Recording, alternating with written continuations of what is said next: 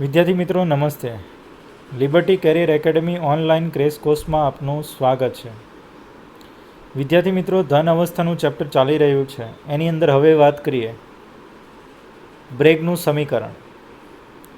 સ્ફટિકમય ઘનમાં આંતરિક બંધારણ સમજવા એક્સરે કિરણોનો ઉપયોગ કરવામાં આવતો હતો. વિદ્યાર્થી મિત્રો, જેની અંદર સૌથી પહેલાં વાત કરીએ કે મેં સમઘન લીધો છે.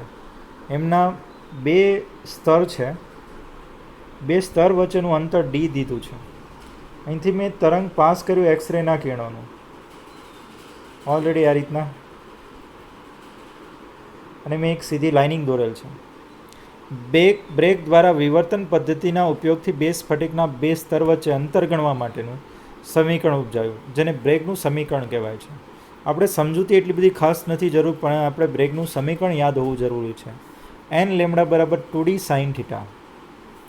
તો અહીં કીધું છે n બરાબર વિવર્તનની સંખ્યા, લગભગ તમને વિવર્તનની સંખ્યા કહી દીધી હશે. બીજું કીધું છે d બે સ્તર વચ્ચેનું લંબ અંતર. તો જોઈએ, બે સ્તર વચ્ચેનું લંબ અંતર એટલે આ થઈ ગયું. તો એ ભાગ ઘણી વખત આપી દે છે. એક્સરે કિરણની તરંગ લંબાઈ. તો એક્સરે કિરણની તરંગ લંબાઈની વાત કરીએ તો એ તરંગ લંબાઈ લેમડા આપી દીધી હશે તમને, બરાબર. ઘણી વખત ફ્રીક્વન્સી પણ આપે, તો ફ્રીક્વન્સી બરાબર ભણી ગયા છે આપણે c/λ. પ્રકાશ માટે c/λ, બાકી 1/λ. હવે થીટા પરાવર્તન કોણ છે. તો પરાવર્તન ક્યાંથી થાય છે? તો અહીંથી. તો આ પરાવર્તિત કોણ છે થીટા બરાબર જે આપેલો હોય તો આના ઉપરથી આપણે અંતર શોધી શકાય છે. n લેમડા બરાબર 2d sin થીટા. તો એક કિંમત નહીં આપી, બાકી બધી આપેલ હશે દાખલાની અંદર. તો સૂત્ર યાદ રાખજો, બ્રેગનું સમીકરણ છે. હવે વાત કરીએ આગળ.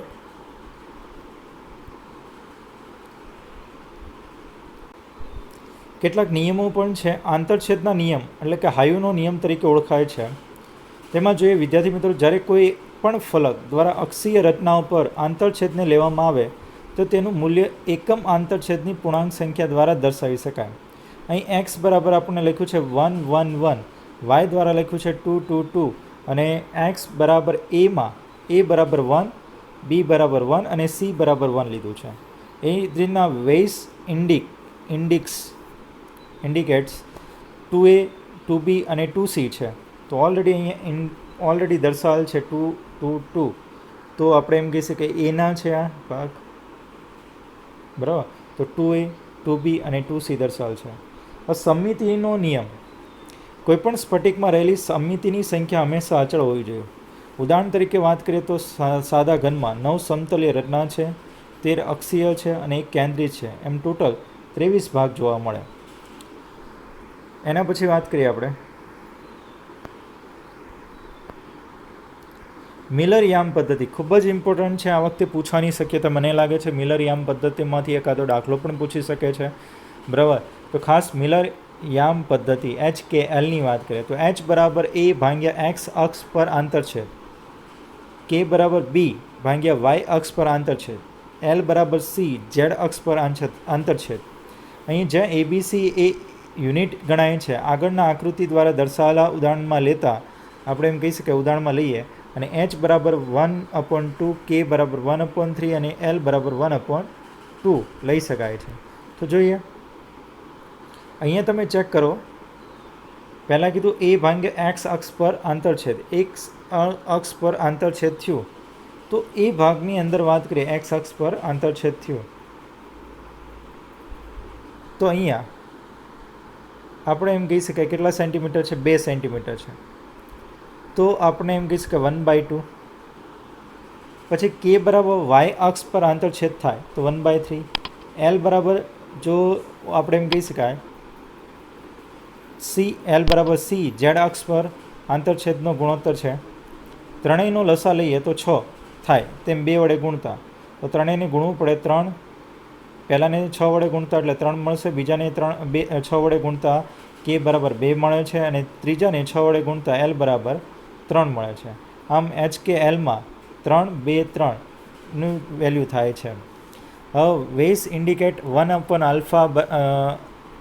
1/2 અને 1/3 આપેલ છે. તો NKL શોધવાનું કે ઘણી વખત HKL શોધવાનું કે તો 0 3 2 થશે. કારણ કે આપણે જાણીએ છીએ 1/∞ વેલ્યુ કેટલી થાય? 0. બરાબર. 0 ભાગ્યા કોઈ પણ વસ્તુ ગુણીએ, 3 વડે ગુણીએ કે 6 વડે ગુણીએ, લસા 6 થાય છે, 6 વડે ગુણીએ તો પણ શું થશે? 0. તો એ વસ્તુ કીધી છે. તો અહીંયા એ જ વસ્તુ કરી છે કે આ ઇન્ડિકેટ દર્શાવવામાં આવેલ છે એની અંદર અહીંયા 2a 2b અને 2c છેદમાં 1 છે, છેદમાં 1 છે, 1 છે, એક લસા લીધો તો આને ભાંગી નાખીએ. 1/2a થશે, 1/2b, 1/2c. બરાબર. તો આપણે 2 ગુણોત્તર લેતા બધાને ગુણીએ તો આપણને શું મળશે? 1 1 1.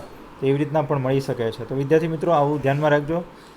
આખી દુનિયા જ્યારે ઓનલાઈન થઈ રહી છે, નવી ટેકનોલોજી નવી લાઈફસ્ટાઈલ સાથે સંલગ્ન થઈ રહી છે અને વર્ક ફ્રોમ હોમ જ્યારે નોર્મલ બની રહ્યું છે, ત્યારે સ્ટડી ફ્રોમ હોમ શું એક સારો આઈડિયા નથી? લર્ન લિબર્ટીની નવી એપ. ગુજરાતની સૌથી પ્રતિષ્ઠિત વિશ્વસનીય કોચ અને માર્ગદર્શક લિબર્ટી કરિયર એકેડમી દ્વારા પ્રસ્તુત છે લર્ન એપ.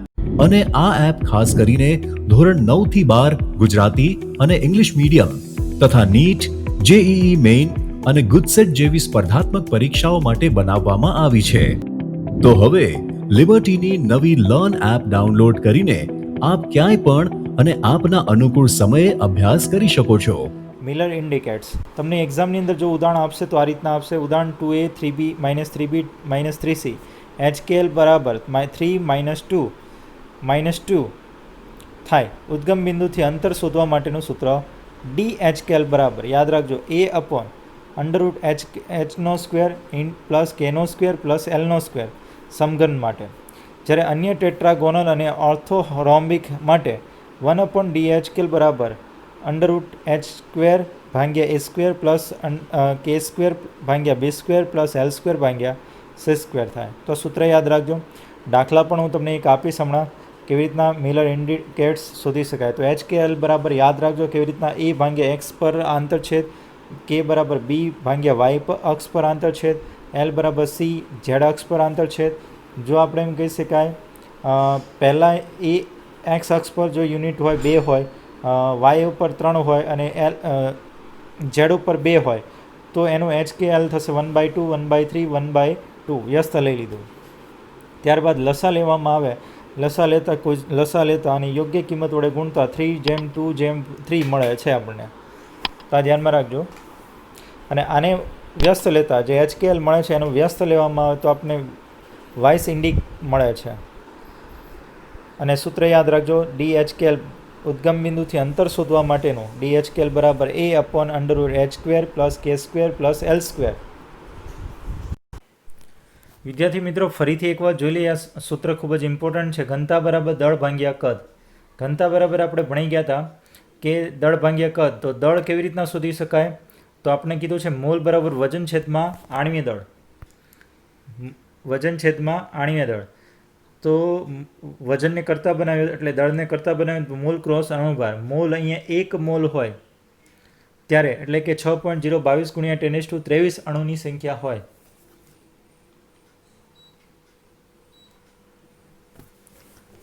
ત્યારે અણુભાર મળશે. તો ઝેડ એકમ કોષ છે એમાં પરમાણુની સંખ્યાએ કેટલો અણુભાર થાય? તો ઓલરેડી આપણે એમ કહી શકાય બંનેનો ગુણાકાર થશે Z×M ભાગ્યા 6.022 ગુણ્યા 10⁻23. તો એટલો ભાગ છે એના બરાબર દળ.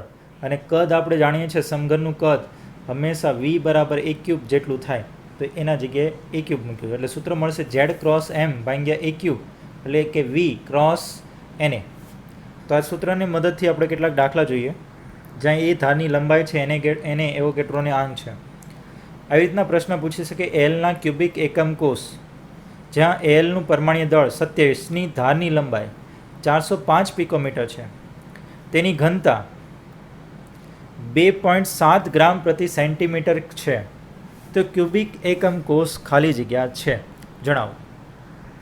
તો સૌથી પહેલાં કીધું છે કે એલનો પરમાણ્વીય દળ M બરાબર 27 આપી દીધો છે. ધારની લંબાઈ A બરાબર આપી દીધો 405 પિકોમીટર.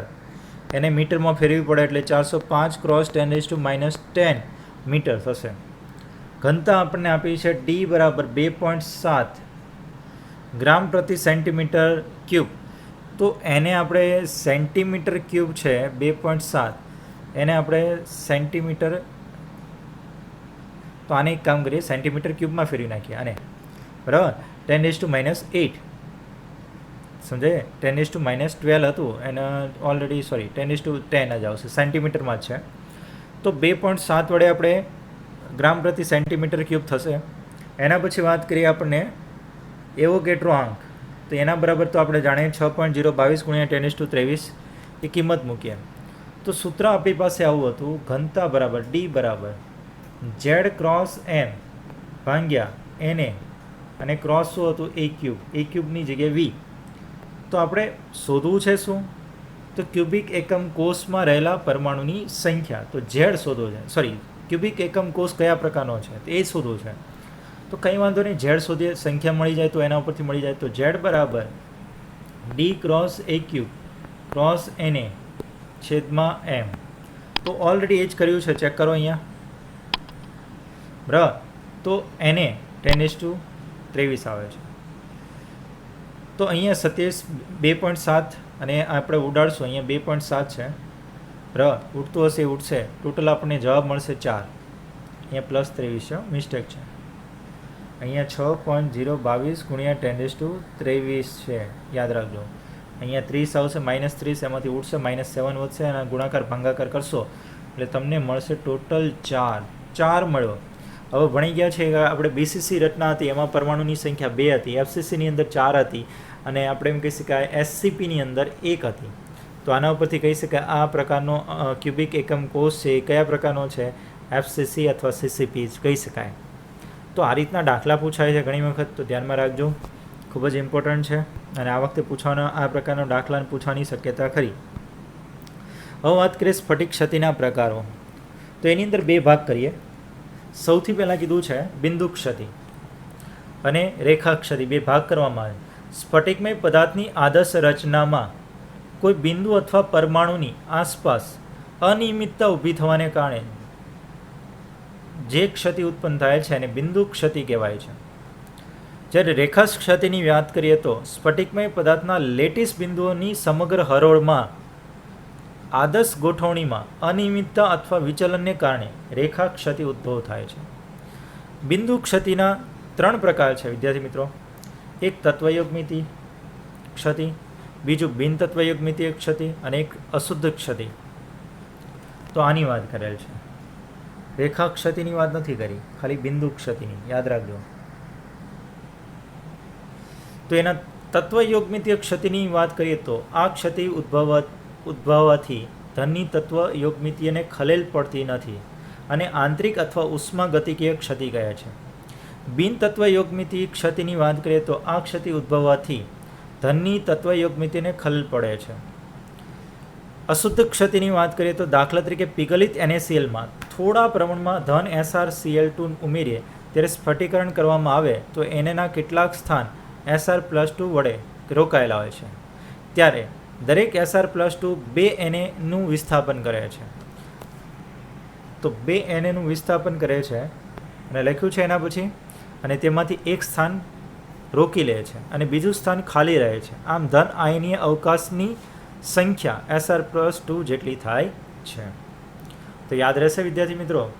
તો તત્વયોગમિતીય ક્ષતિ છે એમ કહી શકાય ધનની તત્વયોગમિતિયમાં ખલેલ પહોંચી નથી, પરંતુ બિન તત્વયોગમિતિની અંદર તત્વયોગમિતિયમાં ખલેલ પહોંચે છે, એ વાત કરેલ છે. એના પછી વાત કરીએ આપણે તત્વયોગમિતીય ક્ષતિ અને બિન આયનીય ધનમાં. તો તત્વયોગમિતિ આનો પોઈન્ટ લીધો છે હવે. તો એમાં અવકાશ ક્ષતિ અને આંતરાલીય ક્ષતિ કીધું છે. સ્ફટિક લેટિસમાંના કેટલાક સ્થાન ખાલી હોય છે. આ ક્ષતિ ઉદ્ભવવાથી ઘનની ઘનતા ઘટે છે, જેને અવકાશીય ક્ષતિ કહેવાય છે. વધારાના ઘટક કણો સ્ફટિક લેટિસમાંના કેટલાક આંતરાલીય સ્થાનમાં ગોઠવાયેલા હોય છે. આ ક્ષતિ ઉદ્ભવવાથી ધનની ઘનતા વધે છે. તો વિદ્યાર્થી મિત્રો અહીંયા જે કહે છે કે એક કોષ છે, એ કોષની અંદર દાખલા તરીકે એક હું અહીંયા ટપકા દ્વારા દર્શાવું. નિયમિત ગોઠવણી આ રીતના હતી, પરંતુ હવે જે બને છે એની અંદર હું આ રીતના દોરું. 4 દોરેલ છે, એથી કાઢી નાખું એક, તો આ નીકળી ગયો એક, એટલે એક પરમાણુ ઓછો થયો. તો પરમાણુ ઓછો થયો એટલે વજન ઓછું થવાનું સ્વાભાવિક છે. વજન ઓછું થવાનું તો ઘનતા બરાબર દળ ભાગ્યા કદ ભણી ગયા છે, કદ તો એટલું ને એટલું છે. દળ ઘટ્યું, દળ ઘટે એટલે ઘનતામાં શું થશે? ઘટાડો. તો ઘટાડો થશે, ઘનતા ઘટે છે એમ કીધું છે. અને આ અવકાશીય ક્ષતિ છે. અને એની એ જ વસ્તુ કહું કે ભાઈ અહીંથી આ પરમાણુ છે એ છોડીને આ બંનેની વચ્ચેના અવકાશની અંદર ગોઠવાશે તો આને શું કહે છે? અંતરાલીય ક્ષતિ. મતલબ દળ તો એટલું ને એટલું જ છે, કારણ કે પરમાણુ બહાર નથી નીકળી ગયો. પરમાણુ એટલા ને એટલા જ છે, એટલે દળ ઓકે છે, કદ ઓકે છે, તો ઘનતામાં કોઈ ફેરફાર નથી થતો હકીકતમાં જોવા જઈએ તો. બરાબર. ઓલરેડી તો લેટેસ્ટ ઘનતામાં એટલો બધો ફરક પડતો નથી, પણ આવી રીતના બીજા ઘણા બધા આવી જાય તો અંતરાલીય ક્ષતિની અંદર વાત કરીએ, ગોઠવાઈ જતા હોય તો બહારથી આવીને, તો એને શું કહી શકાય? ઘનતામાં તો વધારો કરશે અને એને અંતરાલીય ક્ષતિ કહી શકાય. આંતરાલીય ક્ષતિ. એના પછી વાત કરીએ આપણે વિદ્યાર્થી મિત્રો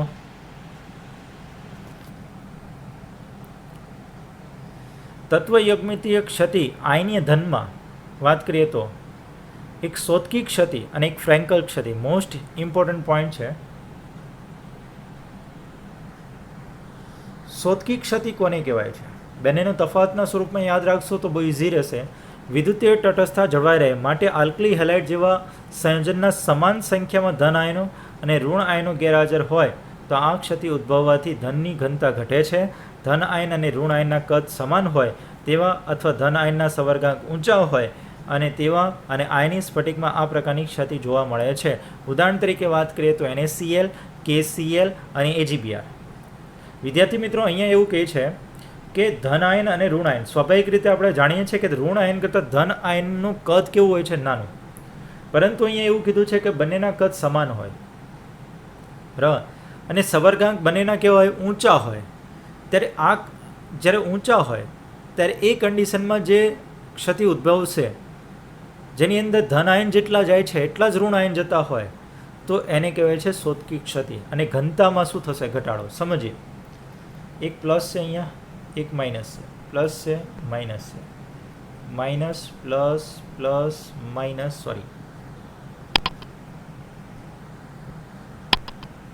minus plus plus minus plus minus minus plus minus plus. આ પ્રકારની એક મેં તમને કીધું કે શોતકી ક્ષતિનું પહેલાં નોર્મલ આકૃતિ દોરું છું.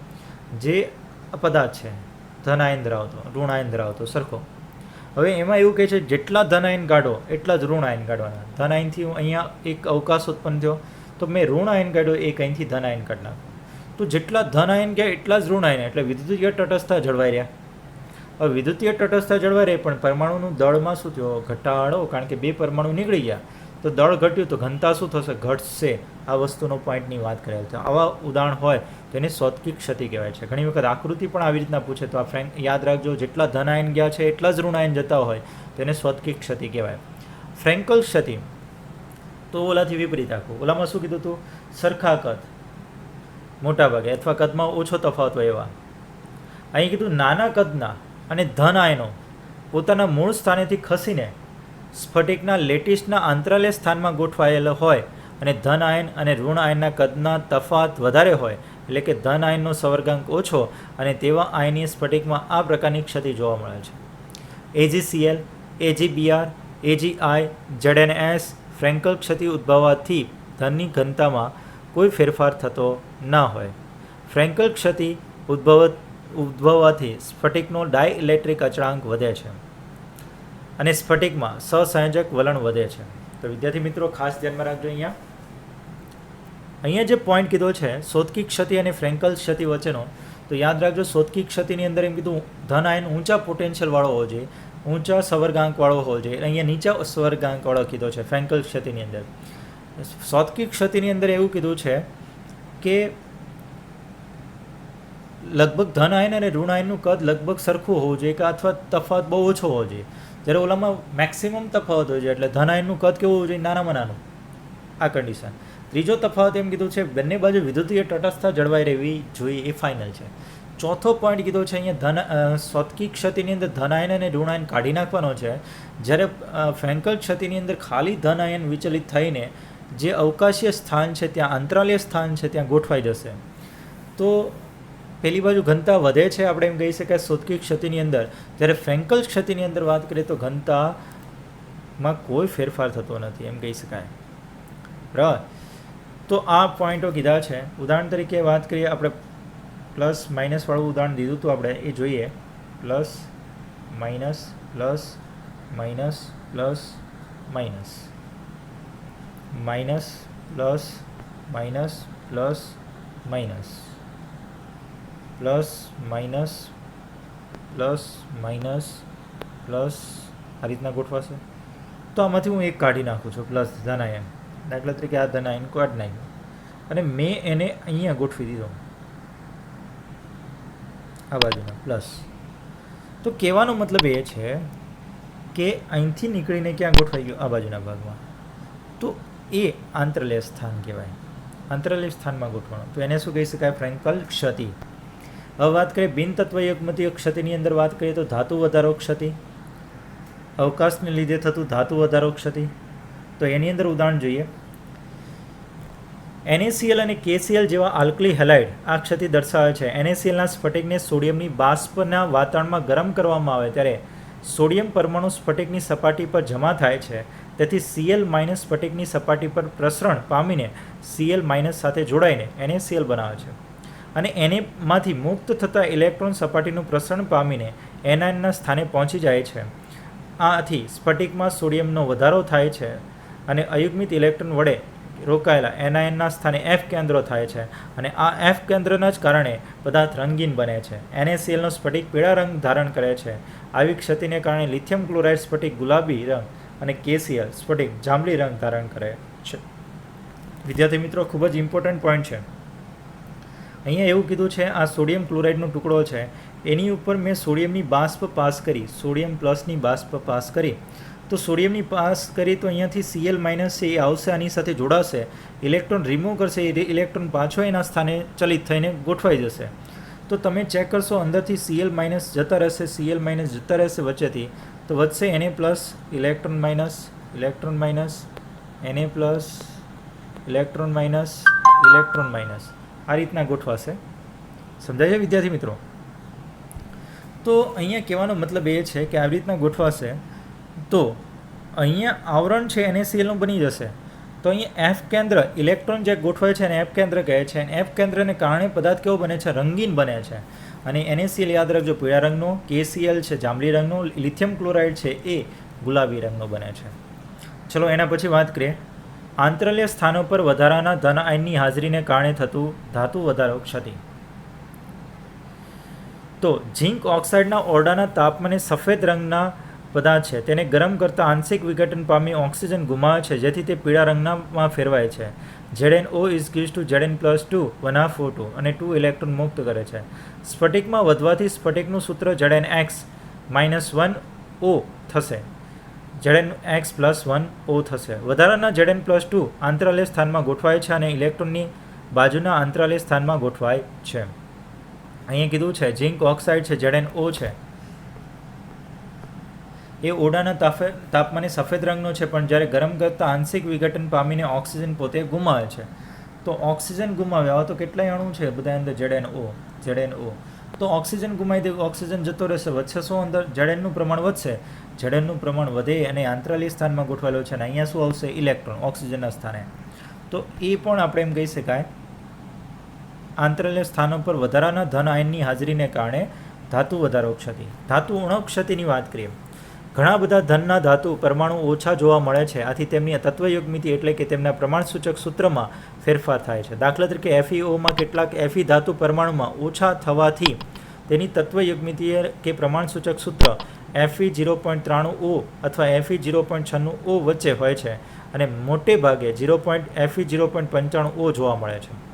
FeOમાં કેટલાક Fe+2 ખોવાયેલા જણાય છે, તેથી ધનભારનો ઘટાડો Fe+2નું Fe+3માં રૂપાંતર થવાથી પૂરો પડે છે. ત્યારબાદ વાત કરીએ વિસ્થાપનની ક્ષતિ. તો ઘણી વખત પરમાણુ સ્ફટિક જાળી રચનામાં પોતાના સ્થાનેથી અન્ય સ્ફટિક જાળી રચનામાં પારસ્પરિક રીતે વિનિમય કરીને વિસ્થાપન કરે છે, ત્યારે વિસ્થાપનીય ક્ષતિ ઉદ્ભવે છે. દાખલા તરીકે કોપર અને ગોલ્ડની મિશ્ર ધાતુમાં, કોપર અને સિલ્વરની મિશ્ર ધાતુમાં આપણે કહી શકાય. દાખલા તરીકે ગોલ્ડ અને કોપરની વાત કરીએ તો કોપર દાખલ થશે એના સ્થાને, એયુના જે છિદ્ર છે એની અંદર શું થશે? કોપર દાખલ થશે. એવી રીતના કોપર અથવા સિલ્વર ધાતુ મિશ્ર થશે. આ વિસ્થાપન ક્ષતિ કહી શકાય. ચલો એના પછી વાત કરીએ આપણે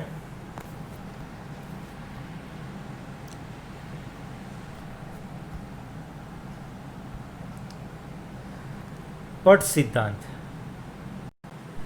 આ સિદ્ધાંત પ્રમાણે પદાર્થના ઘટક કણોની બાહ્યતમ કક્ષાની સમાન શક્તિ ધરાવતા કક્ષકોના સંમિશ્રણથી પટ બને છે અને તે બે પ્રકારના હોય છે, એક સંયોજકતા પટ અને એક વાહકતા પટ. વિદ્યાર્થી મિત્રો, બાહ્યતમ કોષની અંદર જે વાહકતા પટ રહેલો છે તેની વાત કરેલ છે. તેનું શક્તિ સ્તર ઊંચું છે વાહકતા પટનું, જ્યારે સંયોજકતા પટનું શક્તિ સ્તર નીચું છે. વાહકતા પટની વાત કરીએ તો એમાં રહેલા ઇલેક્ટ્રોન દ્વારા વિદ્યુતનું વહન થાય છે.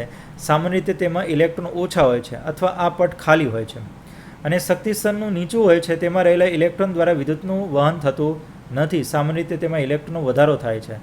દાખલા તરીકે કોઈ હું એક કક્ષા લો 1s2, ઉદાહરણ તરીકે લો 1s2, 2s2, 2p ખાલી લો, તો આ જે ભાગ છે સમાન ઉર્જા ધરાવતી કક્ષકો છે આ બધી, તો આ કક્ષકમાંથી ઇલેક્ટ્રોન સંક્રમિત થઈને ઊંચી ઉર્જા ધરાવતી કક્ષકમાં દાખલ થાય. તો આ સંયોજકતા પટ છે ને આ શું છે? વાહકતા પટ છે. એમની વચ્ચેનો ગેપ છે એને શું કહેવાય છે? શક્તિ ગેપ. ઇજી વડે દર્શાવવામાં આવે છે.